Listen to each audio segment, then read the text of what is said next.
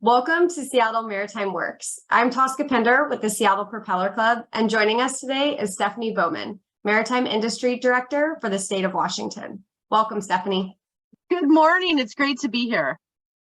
Why don't we start by having you tell us about your role as the state Maritime Industry Director? Absolutely. Well, I am really privileged to be able to represent the entire maritime industry for the state of Washington. That includes working with all of our 75 ports on issues of infrastructure and international trade. I get to work with our commercial fishing industry, which is a key industry in Washington state. I work with shipbuilding and ship repair companies, and I also get to work in new innovations in maritime, such as offshore wind and things like foil ferries. So I really touch anything that touches the water comes under my portfolio. That's great. Really from your viewpoint, why do you believe the maritime sector is so important to our state? Oh, it's a great question, Tosca. A lot of people don't realize that still 90% of all consumer goods travel over water.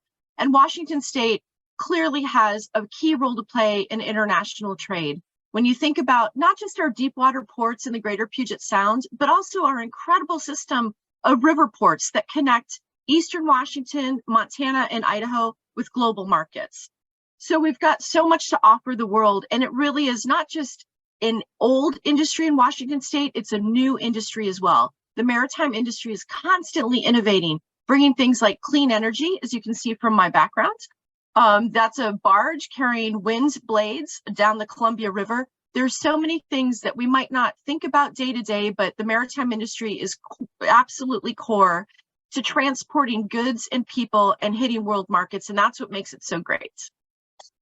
I think that's really interesting because when you think about maritime in Washington, people often think about the Puget Sound and the communities that touch water. But it's not just about that. The maritime industry has an impact on every corner of this state. Can you share a little bit about the statewide impact that maritime has? Yeah, absolutely. It's a great question. And again, we've got these great system of river ports that we have over 300 agricultural commodities in the state of Washington that touch world markets. Somebody said to me recently, every single product that we grow in Washington state is grown somewhere else. But the way it's transported, what makes us unique in Washington state is our ability to get that to world markets. So whether you're a cherry farmer in Eastern Washington, a wheat farmer in Idaho, our system of river ports that connects us to world markets is absolutely critical. But in addition to that, we've got our great commercial fishing industry that's on our coastal communities, which provides amazing jobs and is really just core to Washington's culture. We've got at-sea processors. We have our Alaska fleet that is home ported at the Port of Seattle and Fisherman's Terminal that fishes up in Alaska. And again, these support amazing family wage jobs for generations. So again, really proud to be able to represent all of our industries. Wow. Can you tell us a little bit about some of your top initiatives as the state's maritime industry director? Absolutely. Well, I work on a lot of different things, but if I had to put it down to three main initiatives, I'd say number one, workforce development. We all know that the maritime industry is aging, and one of my major goals is to get more young people and a more diverse set of people getting into the maritime industry, and women in particular. And I really appreciated your leadership, Tosca, with the Propeller Club. I think you're a great representation of the type of people that we need to get into the maritime industry. In addition to that, I'm working a lot on international trade issues, really connecting all of our ports. We think about the ports of Seattle and Tacoma as our main deep water ports. But again, we've got this great system with the Port of Longview, the Port of Pasco, the Port of Benton, and making sure that they have great connections to world markets and increasing the efficiency of our supply chain for all of our exporters. And last but not least, I get to work on incubating new innovations in maritime.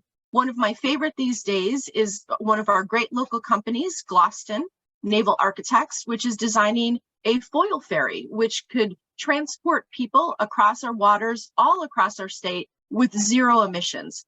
So I've got a great portfolio of fun projects to work on and always looking to do more.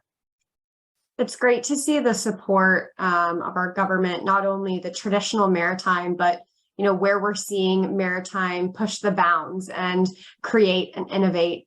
So that's wonderful to hear, Stephanie. Last question for you today. Why are you so optimistic about the future of our maritime industry? Tasha, that's a great question. I think it's because I've worked in maritime for now 15, 17 years, and it's always interesting.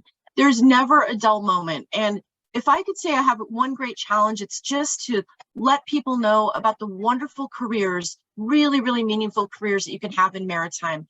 This industry is not going away. It just continues to grow. It continues to innovate.